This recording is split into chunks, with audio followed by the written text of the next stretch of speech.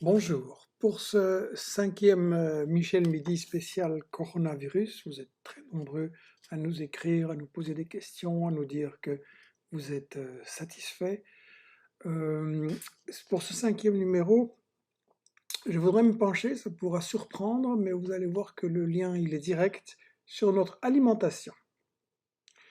On va voir si notre assiette pourrait favoriser la diffusion des épidémies. On va voir si plutôt nos assiettes, ce que les multinationales mettent dedans, l'agrobusiness, la question de la viande, du poisson. On va voir si les enquêtes publiques sur l'alimentation et les épidémies sont bien menées par rapport à certains intérêts. On va se poser la question si toutes ces manifestations du climat, qui semblaient tourner en rond et n'arriver à rien, auront maintenant plus d'écoute et pourraient aider à changer notre économie, notre système, l'alimentation et le reste. Et on va voir à la fin un petit scandale USA-Trump qui ne surprendra pas, mais qui est même assez grave. Alors, en premier, je vais me baser sur un très bon article qui m'a été envoyé par le docteur Staffendrix. Quelle est la relation entre la pandémie de coronavirus et notre alimentation? Le docteur Staffendrix est un médecin que vous avez vu il n'y a pas très longtemps à propos du Brexit de Johnson et de la destruction du National Health Service en Grande-Bretagne, le service de santé. Il a publié un livre en néerlandais qui nous intéresse beaucoup à Investigation et qu'on va essayer de publier, qui s'appelle De mammouth à McDo, du mammouth à McDo. Donc c'est une histoire de l'alimentation qui pose beaucoup de questions actuelles. Et dans son article, il commence par un constat qui fait un peu froid dans le dos. Chaque Belge mange dans sa vie 1800 animaux. En moyenne, 891 poulets, 789 poissons, 42 cochons, 7 moutons, etc. etc. Et on a 247 millions d'animaux en Belgique chaque année qui servent à l'alimentation. Beaucoup trop, dit-il. Et les experts médicaux vous conseillent 300 grammes de viande par semaine. C'est vrai que la consommation de viande a diminué, mais c'est vrai aussi, dit-il, que les végétariens sont en général en meilleure santé que les mangeurs de viande. Bon, ça, je laisse pour une autre discussion, mais en tout cas, on va examiner comment ça se passe, quel est l'impact de notre assiette, de notre viande sur notre santé. Ça fait remarquer que c'est pas seulement l'économie qui est globalisée, aussi les maladies, et qu'on a vu déjà avant cette épidémie, on n'en a pas assez tiré les leçons, que toute une série de grippes et d'épidémies s'étaient répandues beaucoup plus vite qu'avant dans le monde entier. Certes, les moyens médicaux pour les soigner sont bien meilleurs qu'avant, on a moins de morts, mais quand même, il y a vraiment un phénomène négatif. Et il insiste sur le fait que beaucoup de ces virus passent à travers des animaux à l'homme. On a discuté à propos de la Chine, si c'était les chauves-souris probablement, ou des serpents, c'est clair qu'il y a une cause là, et ça fait remarquer évidemment que si les Chinois qui ont vécu des famines épouvantables, je rappelle que le pays était colonisé par l'ensemble des grandes puissances occidentales qui avaient plongé le pays en décadence et il y avait des famines épouvantables et donc il dit les Chinois, c'est pas qu'ils avaient des goûts bizarres, c'est qu'ils mangeaient les protéines là où ils pouvaient les trouver. Mais en tout cas, il dit bon, clairement, il y a des habitudes à changer et il dit en tout cas que se mettre en contact avec des animaux exotiques peut être d'un danger mortel. Mais, dit-il, il y a un autre danger mortel qui passe inaperçu, c'est l'industrie de la viande, de l'agrobusiness en Europe. Et là, euh, il y a eu déjà des scandales qui auraient dû nous alerter beaucoup plus avec les moutons, la vache folle, la peste porcine, etc. Et il explique scientifiquement comment ça se répand, et comment ça passe à l'homme. Mais le point sur lequel il insiste beaucoup ici, c'est que l'élevage industriel massif d'animaux qui sont mis ensemble est un extraordinaire propagateur de bactéries, de virus, et que là, il y a un très très grand problème. Et il dit l'industrie, l'élevage industriel est une grande menace pour la santé populaire. Vous savez de quoi on veut parler. Ce sont les poulets élevés comme ça, ce sont les vaches élevées comme ça, et ce sont aussi les saumons élevés comme ça et bourrés d'antibiotiques. En fait, l'Organisation mondiale de la santé a indiqué qu'on avait déjà eu en octobre 2006 avec la peste aviaire, le virus aviaire, beaucoup de contaminations et de décès dans le monde. 17 000 avec la grippe mexicaine provoquée par le cochon, ou une certaine manière d'élever le cochon plutôt. Et donc il dit voilà, cette industrie, c'est vraiment un germe incroyable de, de virus. Et la moitié des antibiotiques utilisés dans le monde est fourrée dans l'élevage.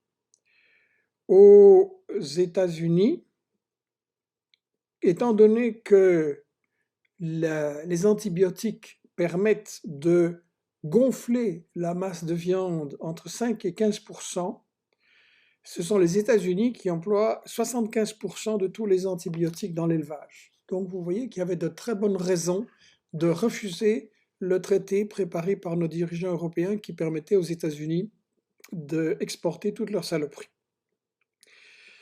Et bien sûr, dit-il, on a alerté depuis un certain temps sur les antibiotiques. On a dit qu'en principe, on ne pouvait plus leur donner des antibiotiques à un certain nombre de semaines avant l'abattage et la consommation. Il est vrai qu'on nous a dit que les antibiotiques avaient baissé, leur usage avait baissé d'un tiers, mais en Belgique, ça reste beaucoup trop élevé. Il dit en l'année 2010, 89 tonnes de sulfamide, 80 tonnes de pénicilline, 74 tonnes de tétracycline ajoutées à la nourriture. Et il dit il y a une très mauvaise habitude, quand certains animaux sont malades, on vaccine tout le troupeau pour être sûr. Et le problème, c'est qu'en faisant ça, on aggrave la résistance aux antibiotiques. Ça, on le signale déjà aussi. Il ne faut pas que les êtres humains prennent des antibiotiques à tout bout de champ parce qu'alors, quand il en faut vraiment, ils ne peuvent plus les utiliser, ils ne sont plus efficaces. Et on développe ainsi des virus, des microbes qui sont beaucoup plus résistants aux antibiotiques. Donc voilà un problème. Alors je me disais, ben ouf, moi je mange presque plus de viande, je me suis mis beaucoup au poisson, ok, mais les saumons et d'autres poissons d'élevage industriel sont un gros problème parce qu'ils sont effectivement élevés ensemble, donc ils s'infectent, donc ils répandent des microbes, et que vous bouffez énormément d'antibiotiques dans cette alimentation. Il indique les grosses firmes qui font ça, Marine Harvest, Sea Farms, etc. Et donc, dit-il, là, on a un vrai problème. Mais c'est surtout le problème dans euh, l'élevage, dans l'élevage animal, de la viande. Et il dit, voilà, on a vraiment fabriqué des microbes super résistants. Et ça permet que des bactéries passent non seulement de l'animal à l'homme, mais de l'homme à l'homme. Bien. La question qui se pose avec ça, ben, si c'est mauvais pour notre santé, quelles sont les entreprises qui ont intérêt à ce qu'on continue à bouffer ces choses qui sont mauvaises pour notre santé? Et en fait, il faut savoir que comme le monde industriel capitaliste ne va pas très bien, qu'il y a toute une série de secteurs qui marche moins bien, il y a un transfert des investissements vers le secteur alimentaire, parce que les gens doivent toujours bien se nourrir. Dans certains pays, on se nourrit même de plus en plus. On va voir l'impact de la publicité. Et donc, des secteurs bancaires comme Goldman Sachs, il faut aussi ajouter des gens comme George Soros et d'autres intérêts, se déplacent vers l'agriculture parce que ça rapporte beaucoup. Et le problème, c'est que les grosses entreprises de l'industrie alimentaire éliminent les petites, éliminent les paysans, et ça c'est un gros problème. Il y a en fait 4 ou 5 grandes firmes qui sont nos fournisseurs en alimentation et en viande. Vous en voyez une ici, il y a Tyson Foods. Vous en voyez une autre qui s'appelle Unilever. La plus importante et la plus discrète, c'est Cargill. Alors ça, Cargill, il y a peu de gens qui ont eu l'attention attirée et pourtant ça valait la peine. Et personnellement, j'avais parlé de Cargill dans le livre Les 7 péchés d'Hugo Chavez, où j'avais analysé les fléaux de l'Amérique latine et la destruction de l'agriculture locale et de la forêt amazonienne par les grosses multinationales de l'industrie alimentaire. Et donc j'avais fait un portrait de cette firme Cargill, dont je vais vous lire 2, 3 extraits. Elle n'est pas connue du grand public, mais c'est vraiment un poids lourd. C'est la plus importante des firmes privées, c'est-à-dire pas cotées en bourse dans le monde. Il y a 88 milliards de dollars de chiffre d'affaires à l'époque, en 2009, donc ça n'a fait qu'augmenter. 158 000 travailleurs employés dans 66 pays. Et Cargill est le premier négociant au monde en céréales, traite 26 000 bovins par jour, gros producteur de jus d'orange, de cacao, de citron, huile de palme, acide citrique, éthanol, etc. Donc vous voyez, ça se retrouve dans énormément de produits que vous achetez sous toutes sortes de marques, évidemment, on ne voit jamais Cargill, dans vos supermarchés et ailleurs. Ça a donc une influence énorme dans notre alimentation. Elle fournit 22% des aliments vendus aux États-Unis, contrôle un quart des exportations des céréales de ce pays. Bien entendu, une firme pareille a été impliquée à maintes reprises dans des violences contre les syndicalistes et des associations locales. Là-dessus, la presse a été discrète. Au Brésil, elle contrôle déjà 60% de la production du soja. Elle rachète les terres des paysans pauvres pour une bouchée de pain. Et en avant, c'est la déforestation. Et bien sûr, on a déjà lancé tiré la sonnette d'alarme à l'époque, mais ça n'a pas beaucoup régressé. Lula et Dilma Rousseff ont essayé d'entraver ça. Bolsonaro, lui, il y va à fond l'accélérateur. Et à ce moment-là, déjà, je citais des témoignages. Si la déforestation continue sa progression, l'impact risque d'être désastreux. L'Amazonie rend de nombreux services environnementaux à la planète et son rôle de régulateur climatique pour toute l'Amérique latine est menacé. Au Brésil, Cargill travaille avec des cultivateurs de soja qui ont des pratiques proches de l'esclavage et menace les communautés locales qui ne veulent pas quitter leurs terres pour une vie de misère dans les bidonvilles. Donc voilà le portrait de Cargill, une firme dont on ne parle pas dans les médias et qui a pourtant une importance énorme dans notre quotidien. Et ça pose le problème de quel type d'agriculture est-ce que nous voulons. Est-ce que nous voulons une agriculture du fric ou une agriculture de la santé?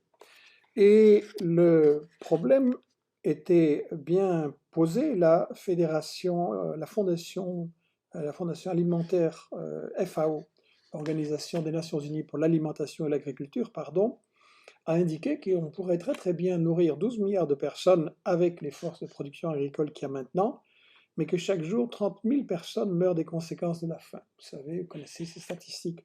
Chaque minute, 17 petits-enfants meurent de la faim.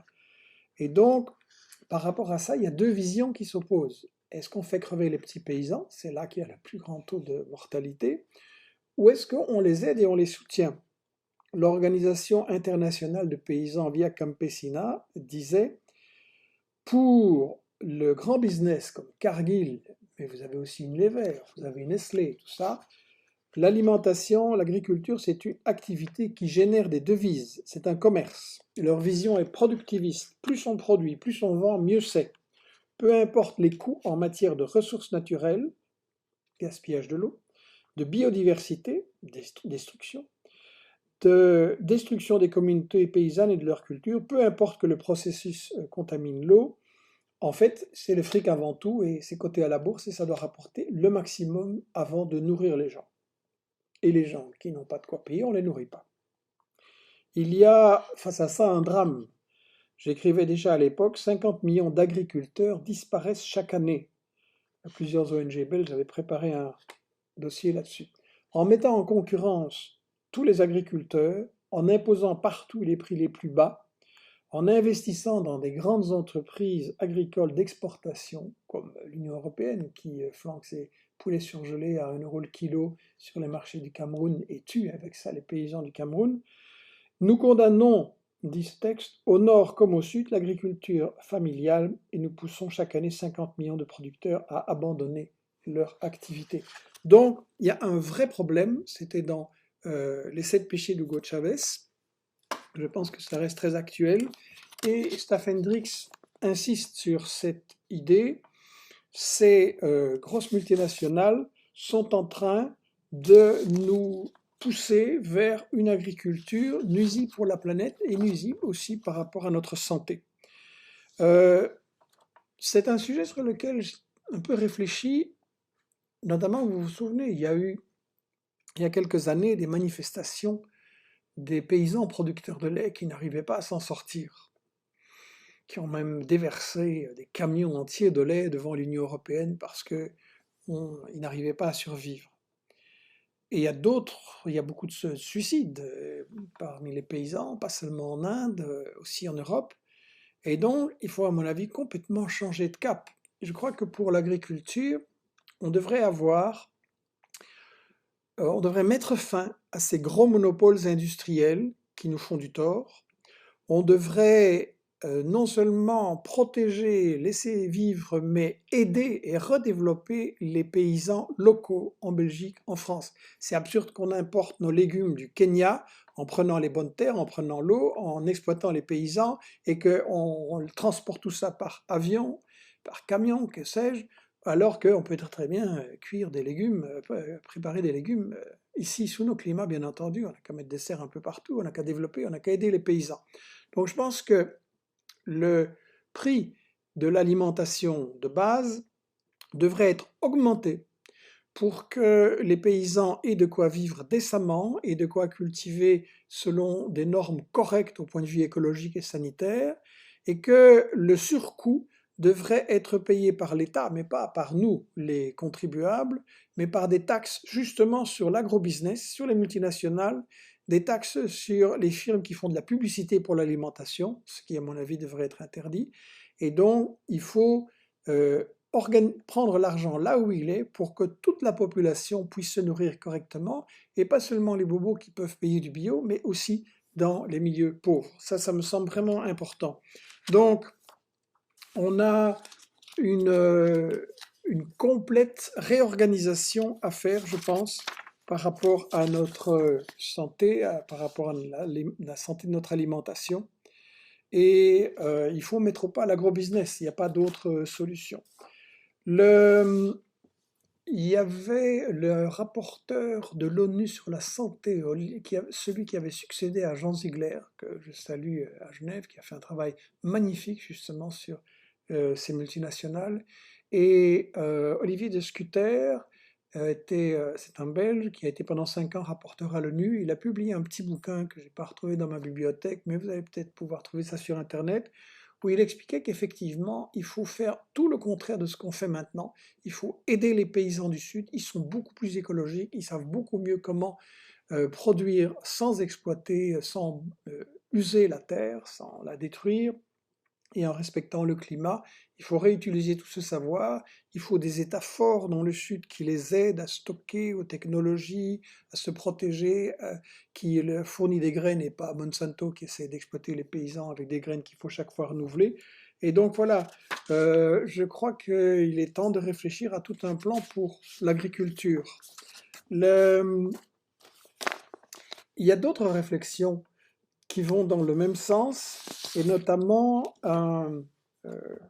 un activiste néerlandais a publié dans un journal que je traduis une carte blanche en disant ben, il faut peut-être se réjouir de la crise du coronavirus parce que ça nous donne l'occasion de réfléchir et de changer ce qui ne va pas. Et il cite le biologue Rob Wallace qui a écrit un bouquin en anglais, Big Farms Make Big Flu. Les grosses fermes de l'agrobusiness créent les grosses fièvres. Si quelqu'un connaît ce livre, si on peut regarder s'il est traduit, ce serait peut-être intéressant, ou d'en publier des extraits. Et il remarquait que, en fait, cet agro-business détruit des forêts et des systèmes écologiques millénaires et que, avec l'exploitation des animaux, ils nous fournissent beaucoup plus de déclencheurs de maladies. On doit analyser le coronavirus pas comme une menace extérieure qui viendrait menacer un système qui allait bien. On doit voir que le problème, il est à l'intérieur. Le problème, c'est nous. Donald Trump, évidemment, dans ses délires, s'est empressé de qualifier le corona de foreign virus, un virus étranger. Vous ne pouvez pas manquer la petite touche raciste. Et il a continué avec la fermeture des frontières. Ok, il faut le faire, mais c'est assez typique de sa manière justement de considérer, nous on va bien, tout ce qu'on fait est très bien, le problème c'est l'étranger. On avait déjà eu ce syndrome, j'ose dire, lorsqu'il y avait eu les attentats terroristes contre Charlie, et puis en novembre, en France, en Belgique et ailleurs. Le terrorisme, c'est à l'étranger. Notre société, elle est saine, c'est un monstre qui vient de l'extérieur, et donc le virus n'est pas un monstre, c'est nous qui l'avons fabriqué, c'est notre manière d'organiser la société, l'économie, le commerce, l'alimentation. C'est un révélateur de ce qui ne va pas dans nos sociétés. Donc voilà, je crois qu'il y a à repenser notre économie, à repenser la sécurité alimentaire, et c'est un moyen unique. On va consacrer un prochain Michel Midi sur quelle économie, qu'est-ce qu'il faut faire par rapport à la réorganisation du travail. Déjà quand même une petite réflexion. On n'arrêtait pas de dire aux manifestants du climat ou aux manifestants contre le chômage, mais il n'y a pas d'argent pour tout ce que vous faites, l'économie doit tourner, il faut être compétitif, etc. On ne peut pas prendre des mesures radicales. Et patatras, les mesures radicales, on vient de les prendre. Donc vous voyez, il y avait de l'argent. D'ailleurs, je vais aller chercher une petite image que je vous avais préparée. Coronavirus, Macron débloque 300 milliards d'euros, la Banque Centrale Européenne 750 milliards. Et voilà, on nous avait dit il n'y a pas d'argent pour les retraites, il n'y a pas d'argent pour le climat, et tout d'un coup, on trouve de l'argent. Le problème, c'est que Macron et compagnie, on va en parler bientôt, veulent filer cet argent à l'agrobusiness, au pharma business, ça c'est un prochain Michel Midi là-dessus, et donc ça ne va pas. C'est notre argent et cet argent doit être utilisé pour des choses que nous allons décider collectivement et qui vont rompre avec le système qui a mené le problème actuel. Si on ne le fait pas, si une fois que l'épidémie est passée et que l'économie reprend, on continue comme avant, on sait déjà qu'on va avoir une nouvelle crise grave d'une manière ou d'une autre et que là, de nouveau, on va venir nous demander de payer. Donc, stop, là, maintenant, il faut arrêter de nous prendre pour des... Voilà, je reste très poli. On va parler de ça prochainement. Je ne veux pas être trop long maintenant. J'insiste sur le fait que actuellement, les inspections sur la sécurité sanitaire et la sécurité alimentaire ne vont pas jusqu'au bout et sont contrées par des intérêts de multinationales puissants.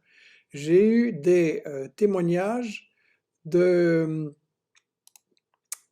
sur la peste porcine, les sangliers en Belgique et en France.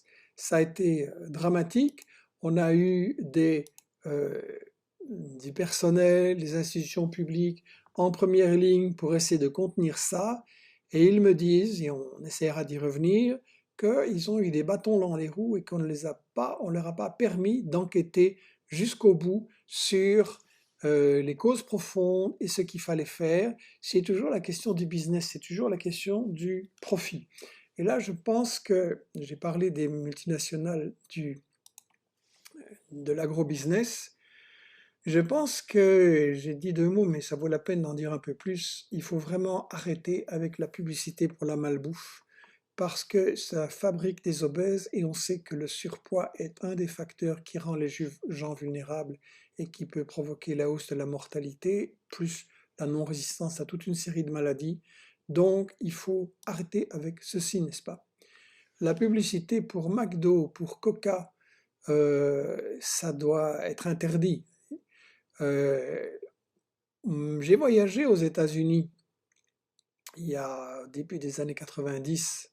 On avait pris une caravane localement, on avait circulé en famille auprès de dans quelques États des États-Unis. Une chose qui m'avait frappé, bon, il y avait la beauté des paysages, ça c'est sûr, mais dans les villes, ce qui m'avait frappé, c'était le nombre d'obèses et de jeunes obèses qui circulaient en rue. On voyait pas ça tellement en Europe vers 1990, mais aux États-Unis, oui.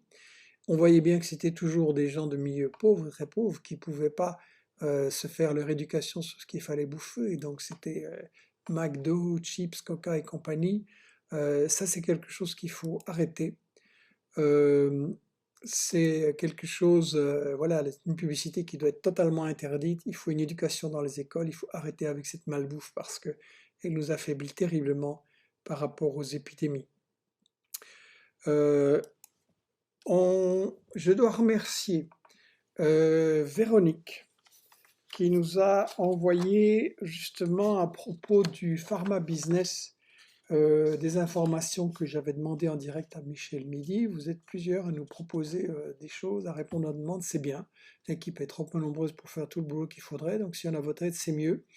Et elle attire mon attention sur le professeur Bruno Canard, spécialiste du coronavirus, qui alerte sur les 6 milliards de hold-up du crédit impôt recherche livré à Sanofi et compagnie.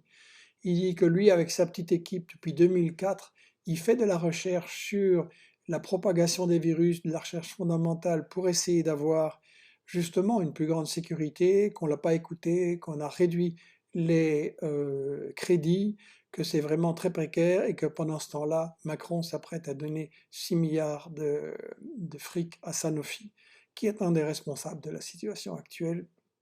Donc ça ne va pas. Véronique me dit François Ruffin, on a parlé aussi dans son émission, c'est excellent. Euh, et donc, on doit vraiment prendre en main la question du pharma business. Je vais y venir. On a des amis qui ont travaillé sur les publications récentes qu'on a publiées là-dessus. Je vous avais annoncé qu'il y avait un petit scandale en provenance des États-Unis et de l'Italie. J'y viens tout de suite, mais je regarde s'il y a des questions auxquelles je peux répondre. Euh, les statistiques sur le décès en Italie prouvent la relation entre la violence de l'impact du virus et la santé dérivée en partie de la manière de se nourrir, surpoids, présence de produits toxiques, merci. Quel est le mode de vie idéal et comment y parvenir me demande Najwa. Bon, je ne suis pas spécialiste de tout et diététicien, mais je vais essayer d'appeler justement Steph Hendricks, mais bon, il ne peut plus venir en direct. On va essayer peut-être de faire un... Je note ça. On va essayer de faire un Michel Midi en Skype ou en Zoom avec lui pour comment s'alimenter pour résister à ce virus-ci et au suivant. Je note l'idée, merci.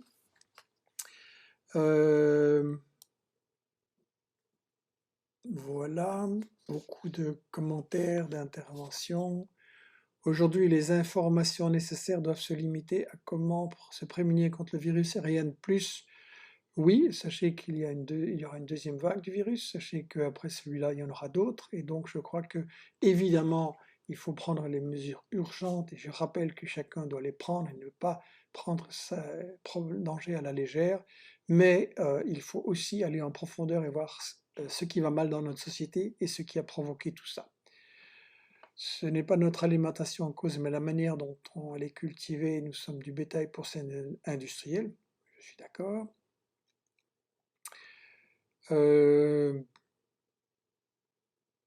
arrêter de manger des animaux. Déjà une fois ou deux par semaine au maximum ferait une grande différence, d'accord? Est-il possible d'avoir les références biblio? Vous aurez... allez, inscrivez-vous sur la newsletter d'Investigation, inscrivez-vous sur notre site. Vous avez l'article de Staff Hendricks, vous allez en avoir encore un autre qui va être traduit là-dessus.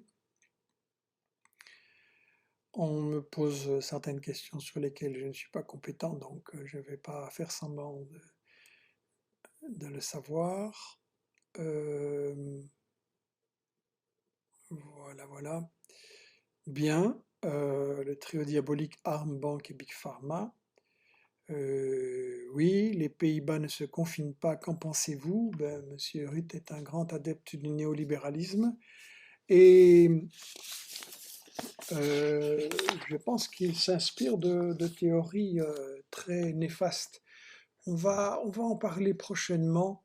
En fait, je continue sur ce que j'avais annoncé, je reviendrai après sur les propositions de lecture que je vous ferai. Je vous avais dit qu'on avait un nouveau scandale États-Unis-Italie. Eh bien, c'est Federica et Fabio qui me le signalent.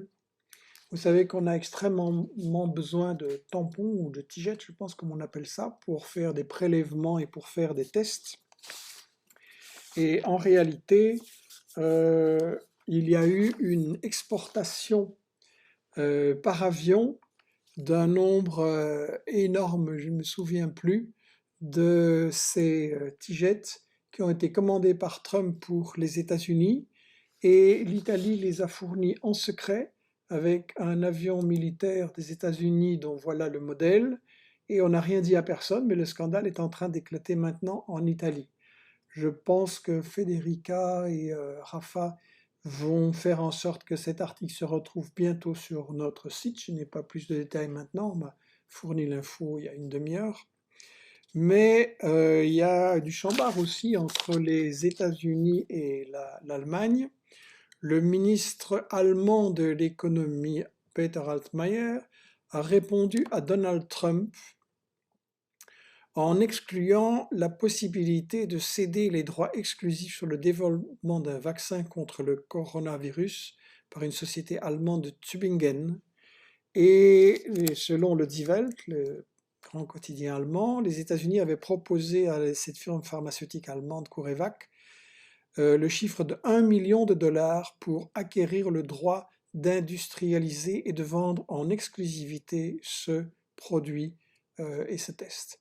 Donc là, vous voyez, ça confirme que le Big Pharma, évidemment les États-Unis en tête, sont en toute première ligne pour encore se faire du fric sur nos souffrances qu'ils ont largement provoquées. Donc ça, il est vraiment temps d'alerter, envoyer des infos sérieuses, des rapports, éventuellement des recensions de bouquins sur le Big Pharma, c'est vraiment très important.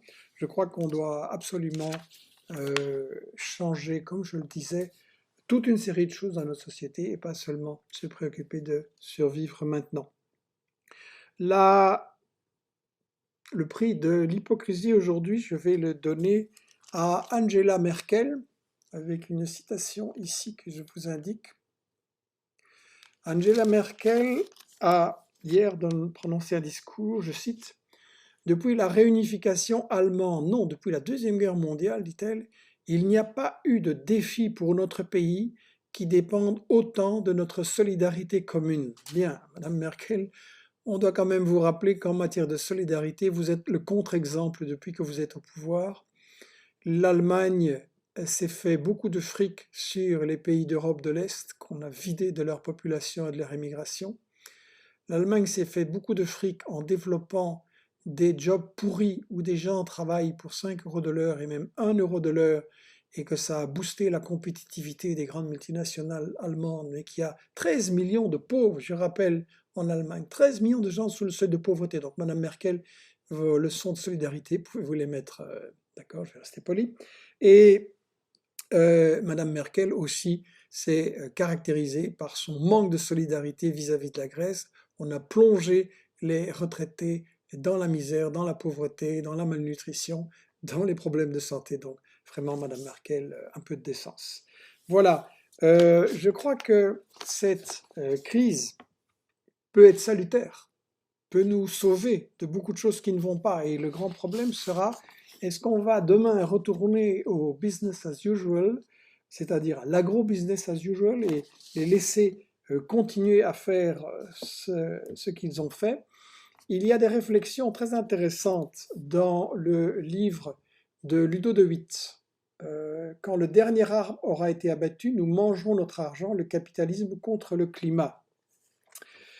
Je crois que c'est un livre remarquable. Ludo de Witt développe le concept de l'éco-socialisme, c'est-à-dire qu'il faut un mode de production économique qui soit enfin écologique et vraiment radicalement, pas simplement mettre un petit peu de compost dans son jardin et faire attention à son recyclage, changer fondamentalement la manière de consommer, de produire, de traiter les ressources naturelles, de circuler aussi. Voilà un bouquin que vous pouvez trouver sur le site Investigation et qui est très important. Je rappelle aussi L'homme, un loup pour l'homme avec Dirk Van Dupen et Johan Houbeek, que je salue tous les deux. Ils ont, dans le chapitre 9, passé au crible les théoriciens du néolibéralisme. On n'en parle jamais, mais il y a une série de théoriciens, Spencer, Dalrymple, qui influencent énormément un certain Bardewevre en Belgique, Mark Rutte en Hollande, il y avait eu Thatcher avant, c'est ça un peu, il y a Greenspan aussi dans la fédération, la Banque fédérale aux États-Unis, sont tous des gens inspirés de théories euh, extrêmement dangereuses. Il y a, à l'époque, c'était même lié aussi à l'eugénisme et aux théories des nazis qu'il fallait garder seulement les hommes supérieurs et se débarrasser des autres. Donc ce sont des théories très dangereuses. Ce livre-là, les fondements de la scientifique de la solidarité, me semble, en ces temps d'angoisse et de mise en question, une lecture vraiment fondamentale. Voilà deux, trois suggestions. Je rappelle que nos livres, vous pouvez vous les procurer avec Robert Charvin, La peur arme politique en cadeau. Vous allez sur Internet et sur notre site Investigation et vous pouvez commander ou vous adresser à David via le site. Et voilà, je crois que sous ceci peut être la source d'angoisse, de dépression et de repli sur soi dans l'égoïsme et le racisme, mais ça peut être aussi un point de départ pour une réflexion. Quelle autre société non dominée par l'argent, mais dominée par la santé de l'humanité, par la préservation de notre planète, par des relations de solidarité et de fraternité. On voit maintenant que toute une série de choses qu'on nous disait c'est pas possible, ben, tout d'un coup ça devient possible. Alors peut-être qu'il faudra y réfléchir et se battre ensemble et dire un jour merci les chauves-souris, merci pour le coronavirus. Je vous remercie.